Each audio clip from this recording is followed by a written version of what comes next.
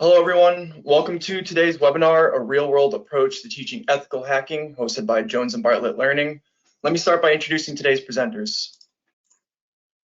Ray Chu is the Director of Product Management for Cybersecurity at Jones & Bartlett Learning. He has created and managed numerous education and technology products and programs with various higher education and technology organizations, including Bellevue College, North Seattle College, Citrix, and Microsoft.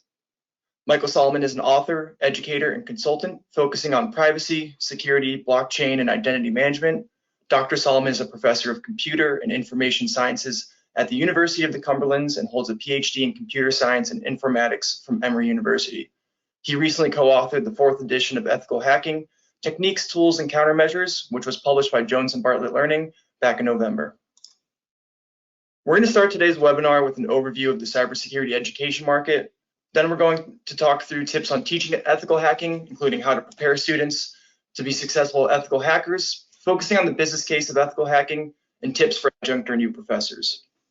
We will end with a Q&A, so feel free to submit any questions in the chat bar, and we will address as many as we can during the Q&A portion. This webinar will be recorded and shared with you all after the webinar is over. And now I will pass it over to Ray, who will start with an overview of the cybersecurity education market. Thanks, Mark. Hi, everybody. I'm Ray Chu, and I'm going to be talking about the cybersecurity market in general. Let's start off with the state of cybersecurity today, as we know it, just to provide us context in terms of where cybersecurity is and how the education supports that industry. So if you look at a couple of data points here, and again, this is just a snapshot, right? Obviously, there's a lot of things going on right now, involving everything from ransomware to hacks with regards to online sites and so forth. From a very high level, the cost for cybercrime today is about $8 trillion in terms of how it's affecting businesses and organizations out there. And that's going to keep growing, as we know. As cybersecurity ventures reported, that's going to reach about $10.5 trillion by the year 2025, and that's just a couple of years away from now. And when we look at the scale of cybersecurity in terms of the impact it has, this by 2025, about 45% of the global organizations are going to be impacted by supply chain attacks. And this is what Gartner is telling us, the industry analyst organization. From the quality of code as we know it, ethical hackers discover about roughly 65,000 vulnerabilities in 2022 alone.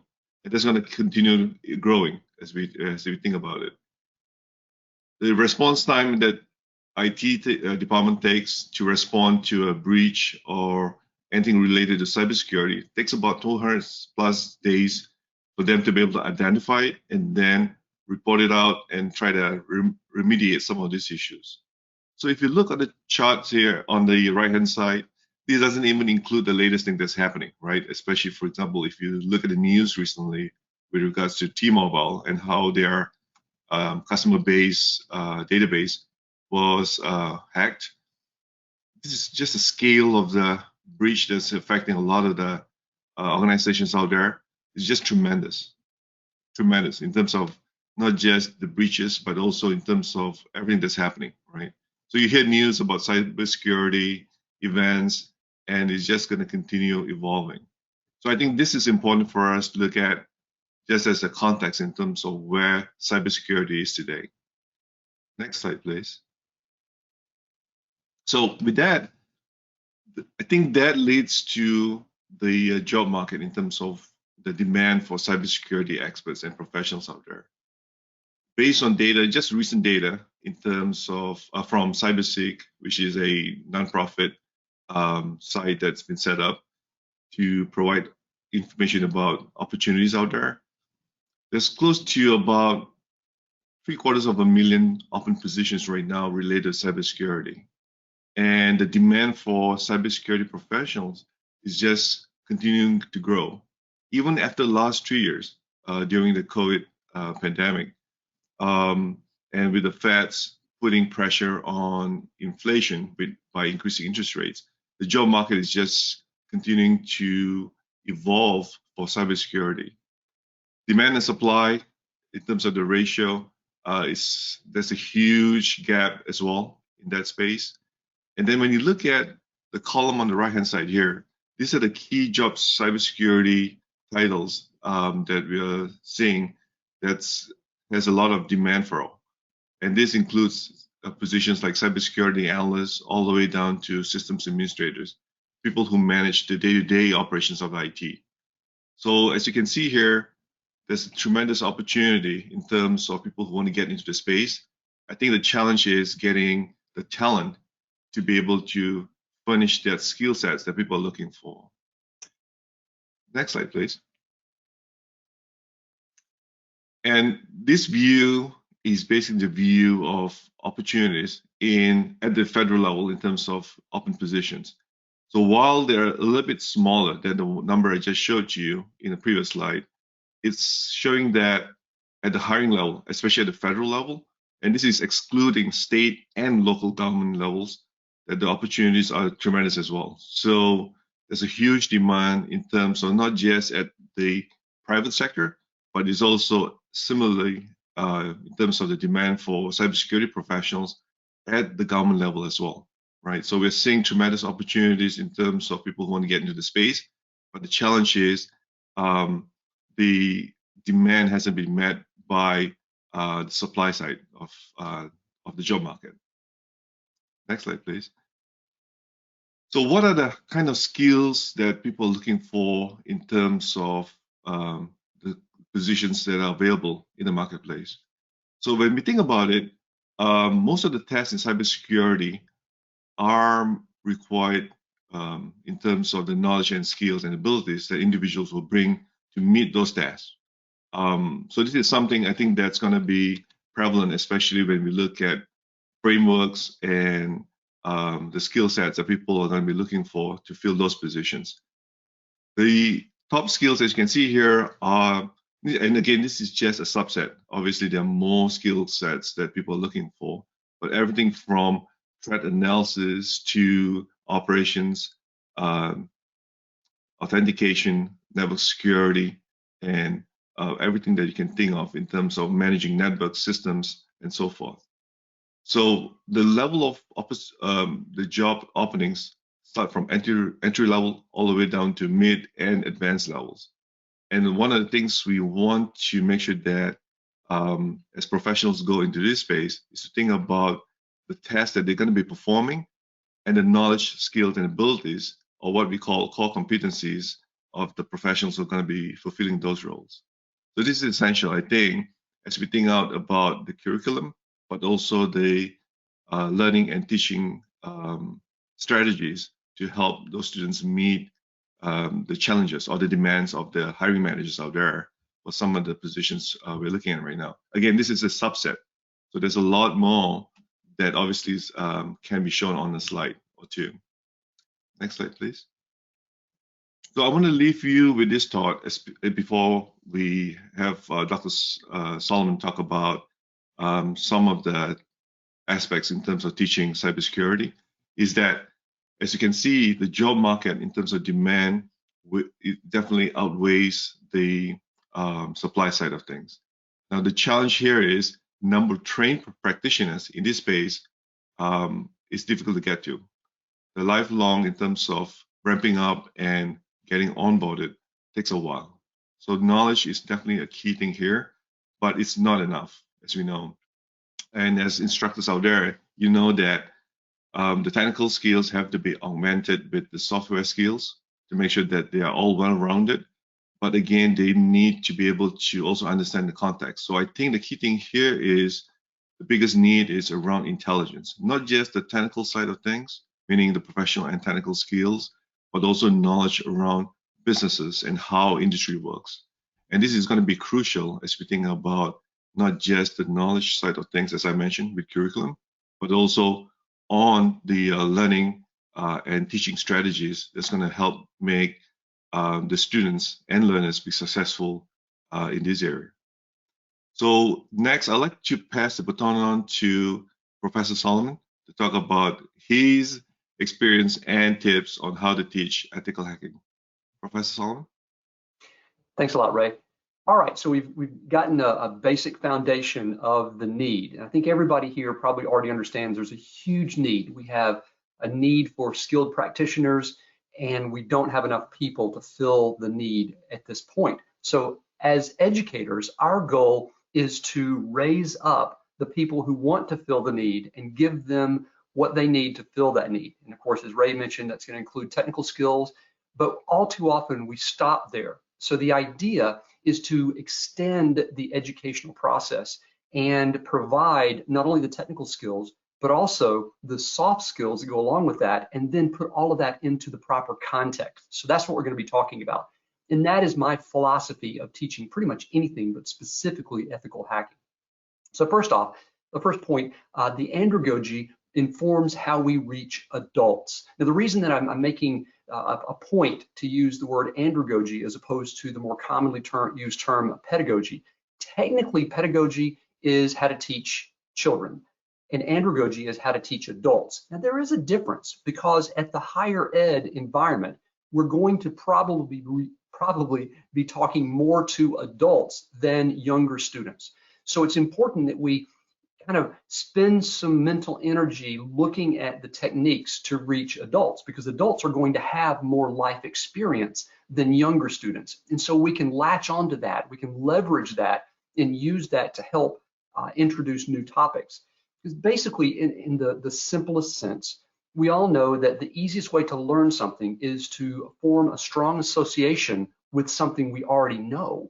That's why analogies work so very well. So if we can leverage life experiences and we can introduce newer topics and then attach those to something they're already comfortable with, we're going to have a much easier time presenting new concepts as opposed to just doing it in isolation. So what are some of the techniques we use? We want to apply concepts to real life scenarios. At our institution, the institution I teach at, University of the Cumberlands, every class has a practical connection assignment. It's a university requirement. And that's basically a short paper. It's a 2-page paper where the student takes the concepts and theories and exercises that they've encountered in the course and then explains how they can either apply it to their current job role or how they want to apply what they've learned to a future job role. And it takes a little bit of thought. It's more than just simply saying, yes, I learned how to change passwords. I learned how to do virus scans. And it's basically, how do you want to use that? So we want to apply the concepts in real life scenarios. We also want to give students as much hands-on practice as possible, immersing them into real life environments to reinforce what we're teaching them. From a pilot's perspective, we've done this for years using flight simulators. Now, if you've ever flown a PC-based flight simulator, it's pretty cool. You know, you can fly around up and down. You may think, how realistic is it? Well, I can say with authority that it's actually pretty realistic. You don't get the seat of the pants feel, but as far as understanding the flight dynamics, a simulator on a PC really helps solidify what the flight instructor is teaching you. So we can apply the same concepts to learning pretty much anything, certainly ethical hacking. So we want to give the students a safe place. So we're not going to send them out and tell them to do something where they might get arrested. We want to give them a safe, constrained environment and let them practice all the fun things that we get to do as ethical hackers. And most importantly, and I really hammer this a lot to my students, focus on the context within the business unit. Everything that we do in information security and specifically ethical hacking has to be related to a specific business goal. If what we're doing is not anchored in a business goal, we're wasting resources and we're probably not going to advance the business unit much at all, or if at all. So we always want to have a clear understanding of what we're doing in what context. So those are the pillars that I tend to use when I teach ethical hacking. So instead of just simply saying, here's what you do, and maybe even here's why you do it, we want to connect all those together. We want to talk about the whys and the hows in the proper context. All right, let's go to the next slide, please. All right, so I mentioned being able to give students a context and a constrained environment to work in. And so one way we do this through Jones and Bartlett materials is they have live labs. live labs strengthen students' skills. So I'll teach topics in the classroom and then make assignments with predefined labs. And the way the labs work, you see you've got the lab guide on the left side. You can scroll up and down. Students can scroll up and down. And then we have a cloud-based environment on the right side. And the two environments work together. So the live environments are cloud-based. They're, of course, virtual machines. You're not going to blow anything up. They're separated from the outside world, but students get to do things like run a Wireshark session, and they learn how to actually capture packets and then look into packets without risking doing it on a live system. So having an access to any live lab environment can really help students internalize what they're learning, because they're just learning it or listening, they're actually doing as well. So here's another example of a live lab. There's another, just another example. This is another part of the lab guide, and just showing how previously, of course, we had the tool Wireshark, and this is ZenMap. So it's in the same module. They're kind of doing the same things. Here's a port scan where we were capturing packets earlier. So of course, if you're in ethical hacking, you've seen these tools before. So we ask our students to actually use the tools and then present the results back to us, and then we grade to see how well they've done. All right. Let's go to the next slide. There we go. Okay, so but it's not just about the tools, it's the process. Live labs are very powerful because they strengthen those skills so that students understand what they're doing and why those tools are being used. What you don't want to do is teach an ethical hacking class, and at the very end of it, all students know is how to use tools. And they don't know why they're choosing a tool, or if there's two tools that do the same thing, why is one better than the other? And so that's why you want to fill in those blanks. You want to meet the needs also of different learning styles within your classroom. It's a little bit harder online. It used to be easier whenever we had traditional classes where we had students all in the same room. It was easier to get a read on my students to understand that, okay, this person's really hands-on, a kinesthetic learner, hands-on, kinesthetic learner, where the other person is more, they respond well to lecture, and another person may respond well to games.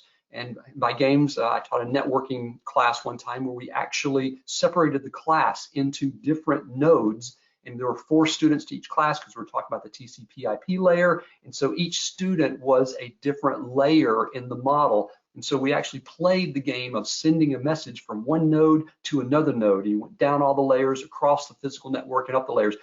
That was the best response I ever got from any class as to how well it was accepted. I thought it was a little frivolous at first, but it worked great. So don't be bashful about trying new ways to get your point across. You always want to reinforce what you're presenting. All right, let's go to the next slide, because we're going to talk a little bit more about some other things. Pen testing. One of the things that we look, or historically we look at pen testing as being something you do to try to break into a system. But that's too narrow of a context. Pen testing is a productive process that satisfies the business goals of maintaining or achieving compliance or security. The idea behind that is if you can connect those dots with your students and get them to understand what a penetration test does and doesn't do, and how it contributes to the larger security posture of an organization, they'll understand why they're doing what they're doing better. So that's the whole point of this single bullet. You want to look at everything you do, including pen testing, as a productive process. Let's advance here. All right, so I'm going to revisit one of my big points, always focus on the business case. Every activity has to contribute to the business strategic goals. And what you really want to do is you want to look at the business's strategic goals that leadership has set forth, translate those into satisfying or solving business problems, and then you can start looking at technical solutions to solve business problems. And ethical hacking comes into that place where you're either trying to evaluate new controls or how well existing controls are operating to satisfy the business goals. But the idea is every discussion should be, we're going to do task A. What business goal does that satisfy? If you end up at the end of your course with a student who has great technical skills, but cannot connect those technical skills with the business's goals, they are not going to be as valuable to any organization as they could be. So you want to help your students make that connection, because as you well know, if you work in industry, I work in industry as well as higher ed, and the unicorn is the person who has very solid technical skills and a keen business sense and can communicate both technical and business related concepts to both business and technical people. So if you have that mix in the middle, you've got both ends of the spectrum, and you really can be very successful in most organizations. Again, ethical hacking, more than just having a talented person. So the question comes back to, how do we build and motivate students to become successful contributors to the organization's goals? And the first step is to explain it that way. Explain that you're not just teaching somebody how to hack into a system. You're teaching them how to engage skills and knowledge to contribute to the organization. That is, in my opinion, the key to teaching ethical hacking. All right, let's go to the next slide. Okay, so a lot of what I've talked about is probably oriented towards both adjunct and full-time staff, or excuse me, full-time faculty. But what if you're just part-time? What if you're just an adjunct? And of course, I say just. What if you are an adjunct? I have taught adjunct in multiple different institutions. I am currently full-time, but I will likely be adjunct again. So just adjunct, sorry, I'll retract that one.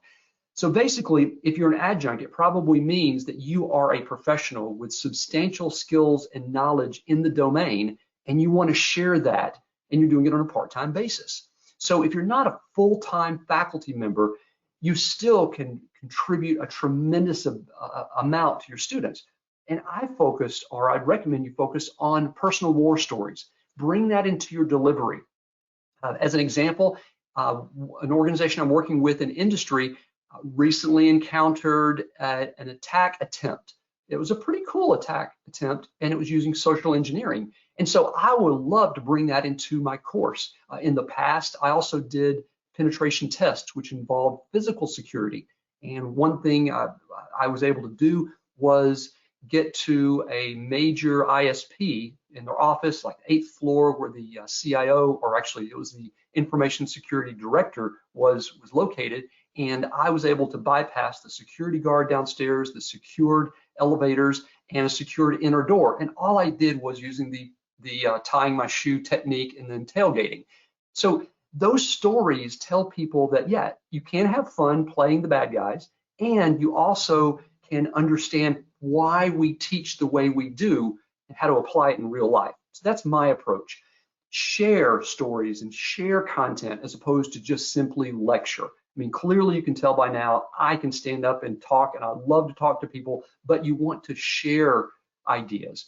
Leverage your own experience. That's why you were hired in the first place. If you had zero experience, you shouldn't be teaching anything at all except for what you have experience in. So the fact that you were hired means you've got experience. Leverage that. Open up that can and tell some stories about how you got to where you are. Also, and you're not starting from scratch, by the way, no matter what content you are teaching, there's a really good chance that there's some instructor materials provided. Always ask. Hopefully they're going to be provided for you without even asking, but if you don't get what you need, ask. There should be instructor resources, there should be online labs or some sort of labs, and you want to tap into those and don't reinvent the wheel every semester, because that gets really tedious. You'll burn out, and you may leave teaching. And if you love teaching, do what you can to stay in it, because we need good teachers at all levels. And lastly, don't ever lose your enthusiasm for cybersecurity. The fact that you're taking an hour out of your day to join this webinar, the fact that you're teaching, means that you're enthusiastic. And it's the enthusiasm that, if you can just bottle that up and give it to your students, you're going to make them enthusiastic. And that's how we're going to raise up the next generation and the next generation of cybersecurity professionals that are ready to get into the marketplace. And that's really what it's all about, is getting our students ready to be productive. And then I've already seen many of my students come back and want to teach later later years. And so that's really what we want to do. We want to seed the next generation. All right, let's look at the next. I think the next we have a few, there we go. All right, so advantage of provided materials. Again, this is from Jones and Bartlett, and you'll find this from different providers. But what we provide with our packages is we have suggested course outlines, we have, of course, the textbook, and then we have other materials, other artifacts that help instructors start without having to reinvent the wheel every time. And so you basically can take this and then tailor it to your own class. The course outlines, we have it for both 8 and 15-week semesters because we may do the mini-mesters or the long full semesters, and you don't have to do all this. I have seen some institutions that implement everything on the list, which if you look at this for every week or every lesson, which is it's mapped to one lesson per week, the students are having to do a lot of work. So we don't necessarily recommend that you take everything from here, but pick the parts, pick the assignments that you like. Do you want to do more discussions? Do you like project-based? Do you want to mix it up? Do you want to spread the labs out? It's up to you. This is just a starting point. All right, let's see what's next. All right, and additional provided materials include tests and exams and suggestions for discussions. So again, you just pick what is provided and then tailor it to your own needs. So if you use all of the materials that are provided, you really shouldn't have to do much more than just organize it and then present. Now, as far as I'm concerned, I actually contributed to these author materials for this particular title. I contributed to the course content as well as the instructor materials. And even so, I don't do everything, and I tweak and change things. I like to change the exams because exams, of course, can get stale. You get the same exam semester after semester. I'll tweak it here and there, and I tend to like short answer a little bit better than multiple choice. So Jones Bartlett provides you both sections here, and you pick what you like. So the idea here is that you have a lot of materials that you can leverage, and we encourage you to ask the questions and leverage what's already there. All right, that's pretty much the end of my formal presentation, but what I'd like to do is open it up to questions. If anybody has questions either for Ray or for me, we'll be happy to field those. Thanks so much, Ray and Michael. We've had a couple questions come in around copy of the presentation and whether this will be recorded, and the answer to both those questions is yes. We'll have both of those circulated to all registrants after the webinar, so thank you guys for asking that. Let's start with a couple questions that we have around the labs.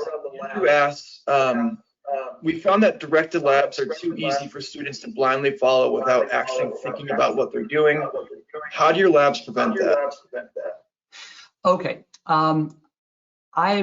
I can answer specifically from the Jones and Bartlett perspective because that's where I've worked, and actually the classes I'm teaching right now use these materials. So this approach is there's 3 different sections in every lab. The first section, section 1, and I forget the actual titles, actual names of it, but actually, could you roll back to the slide that shows the labs? And while they're doing that, the first section is pretty much read and click, follow the bouncing ball. All you do is just read through, and there may be a question or two in there that you have to actually type something, but generally you're just following along. Section 2, here we have, there's part 1. Okay, so it doesn't show all the sections. So section 1 is follow along. Section 2 requires a little bit more thought. And so it's, let's assume that for section 1, it would be launch Wireshark. Here's how you do it. Then type this in to scan or to attach to a particular adapter. And then click these options to set up your capture. And then I want you to go look for a certain packet. Well, it's all contrived and we all know what's going on.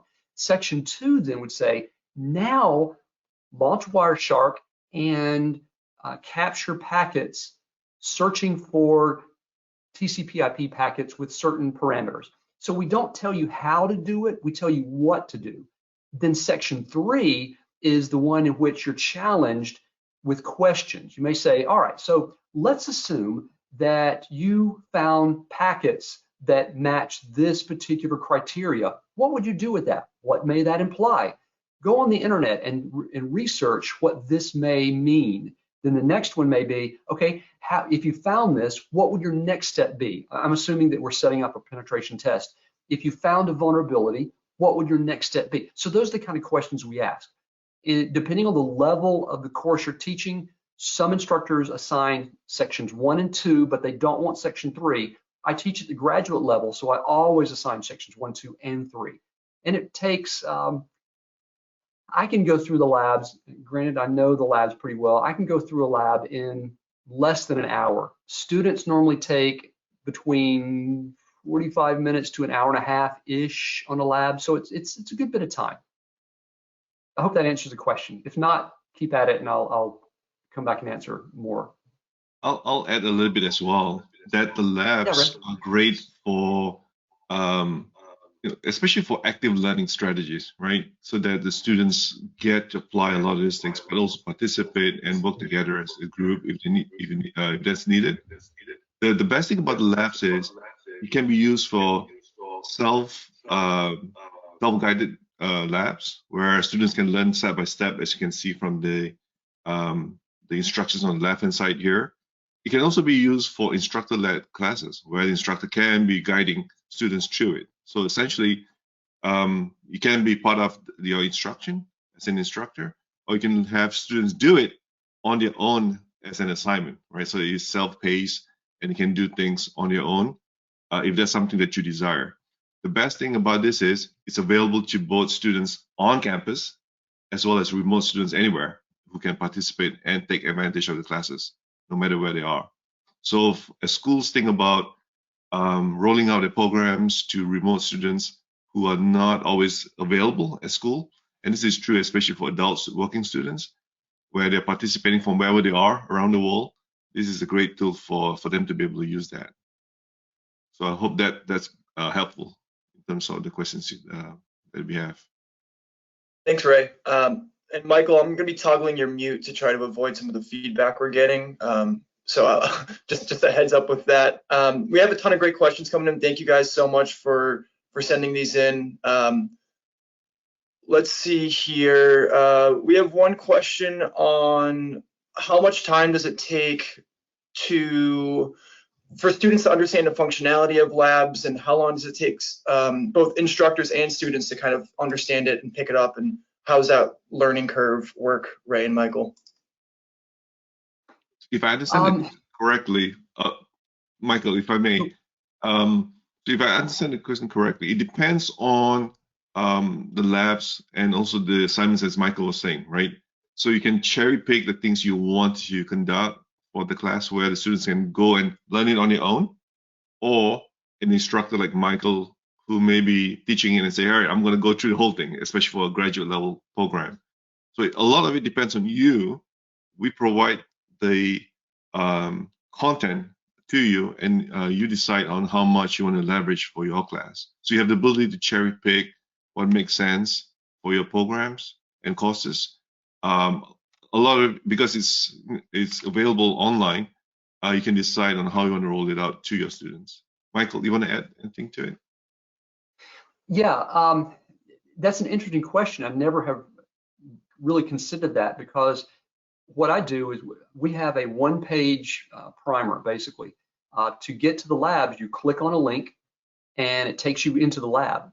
Basically, that's it. The first time you have to put in a lab access code, only the first time. And then from that point on, you land at a screen like this. And the primer basically says, here's how you enter the lab, here's how you create your lab report, here's how you take a screenshot, and here's how you get tech support. That's about it. I've never had a student contact me saying, I'm having trouble getting into the lab. And honestly, I haven't thought about that. I basically just assign the labs and I give them a link to the one-page intro, and I never have questions. The only questions I ever get is if a student comes back and says, yeah, the internet gave me problems and I got disconnected, can I start over? It's like, yeah, it's pretty easy to start over. And they don't even have to start over, by the way. You can save your state, because it's a VM. You can save the state and come back. So to answer that question, I think it's very easy. It's very straightforward and a very easy user interface.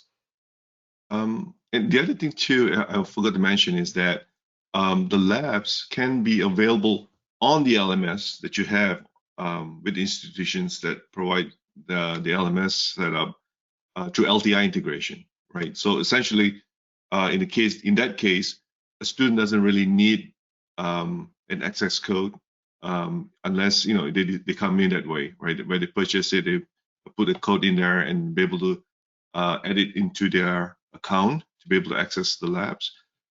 Through arrangements with the schools, we could essentially have the labs integrated to the LMS through LTI, and then the students will be able to access it just from the LMS straight out without having to go and do additional things. So there are a lot of things that can be done to accommodate depending on how you want to set it up. Those are GS parameters that we can work with instructors and schools out there if they decide to go a different way. Mark, do you have any other questions? Yeah, we have a couple questions on grading. How is the grading of the labs handled? Is it fully automated? Does it require a lot of manual marking? Do you guys have any kind of feedback or thoughts on that? Yeah, I can answer that. No, it's not automated, and no, it doesn't require a lot of manual marking. So what students do is they answer one of two types of queries. As they go through the lab, then the instructions may say, take a screenshot, a screen capture of what you just did. There is a button, and I think it's under System. You go System, Screen Capture. Basically, just click it, and it takes the screen capture and then saves it to the, actually I stand corrected. If you're in the left-hand side in the instructions, there's a button right there for screen capture. So if the instructions say take a screen capture, you click the button and it captures your screen. You're done. Move on. If there's a query that you have to answer by typing, it's a text box. You click on it and type it in. Then what you do is in the lab entry, there is a function that says generate lab report. And what that does is it creates a PDF file that has all of the header information, the student name, the email address, the date and time stamp, and any other descriptive information. And then it includes all those screen captures in order and all the answers in order. And that's what the student submits. And the beauty of this is every screen capture also has a watermark that includes the identification of the student with the email address and the date and time stamp.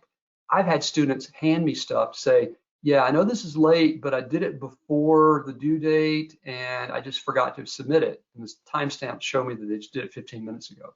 So I've also had other students that try to hand in other students' work that they did last year and they try to say it's their own. I'm looking at the watermark going, no. So I find grading to be really easy for the labs. The first time through, you got to pay more attention, but then you get the cadence down and you recognize what's right and what's wrong.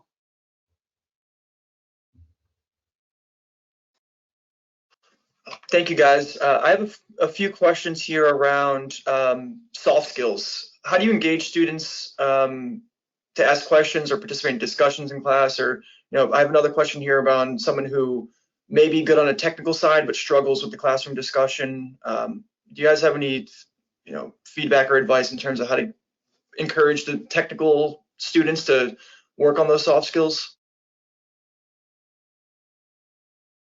Yeah, that's hard to put into one little box. You have to look at each student individually.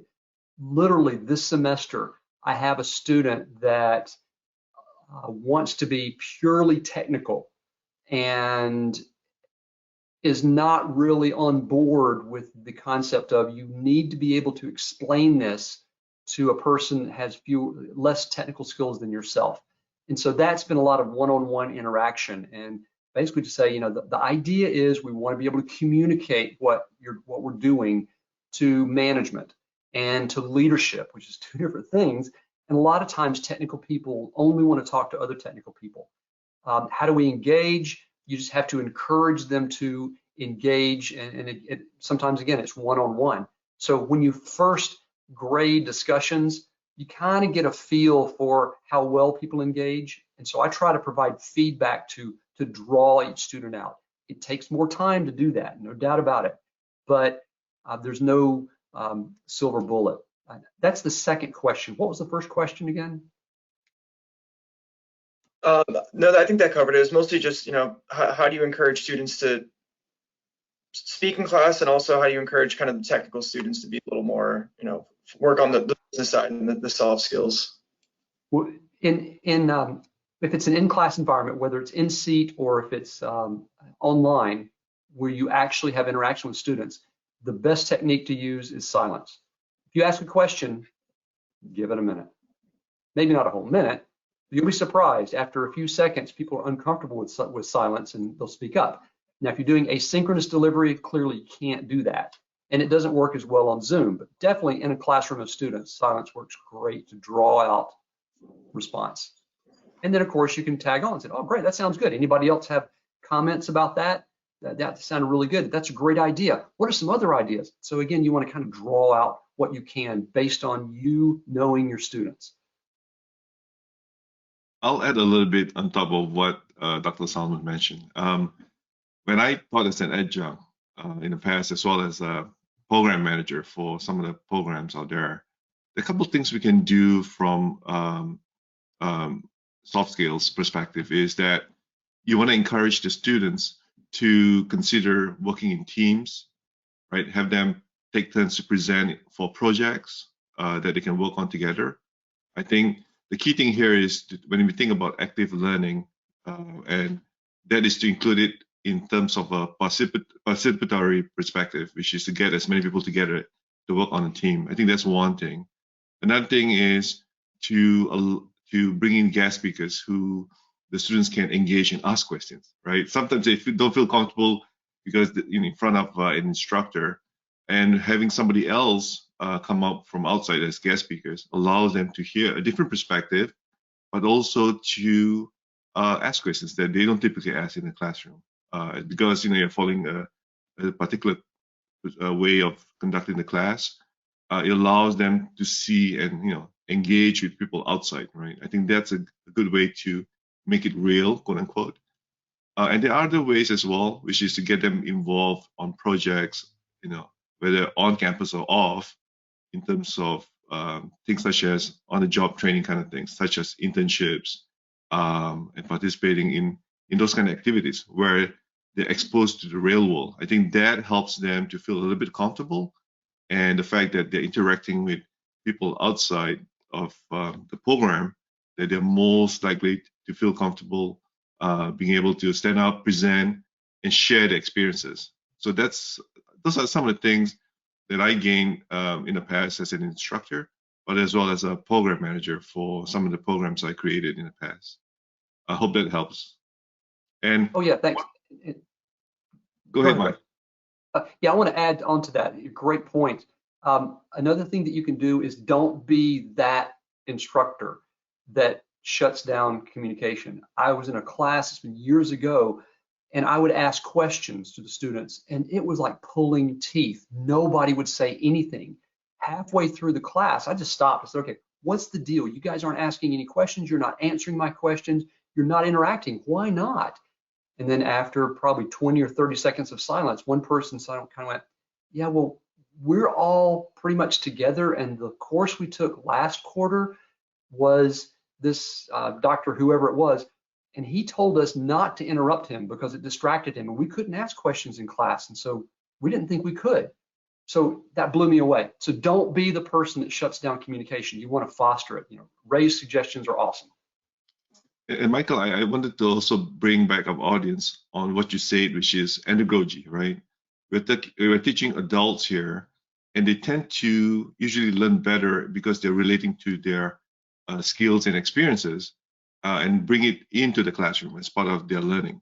And I think that's one of the key things about teaching in higher ed as well as working adults, is to engage that and not leave those things out there, but bring it in, because you're going to be dealing with real life experiences, working in environments, dealing with cybersecurity related things. That's one thing that they want to tag on as part of their strength, rather than something that they just put on site, right? Separate from what they're doing in the classroom. Yeah, and remember, you are there as the instructor, as the expert, but not as the deity. It's okay not to know everything, and it's okay not to be able to answer every question. Again, you don't have to know everything. You just need to be able to lead other people to greater knowledge. And when I figured that out, it's like, oh yeah, okay. So if a student asks me a question because they're working in a job where they have more technical skills in one area than me, that's okay. Awesome. Thank you, Ray and Michael.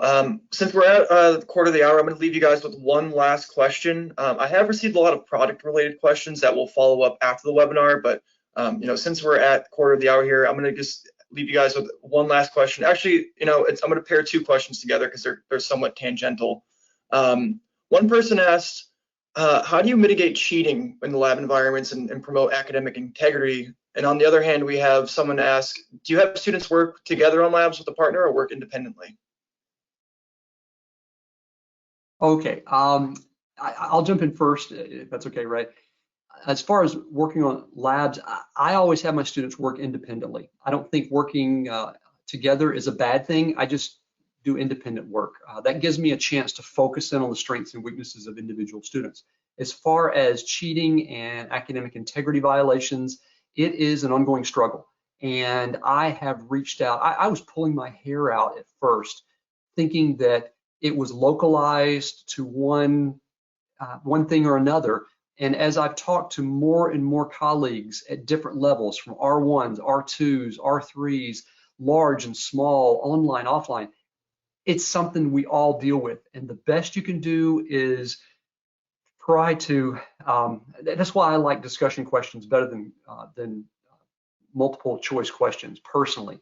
I also have gotten pretty decent at recognizing plagiarism that comes from a spinner.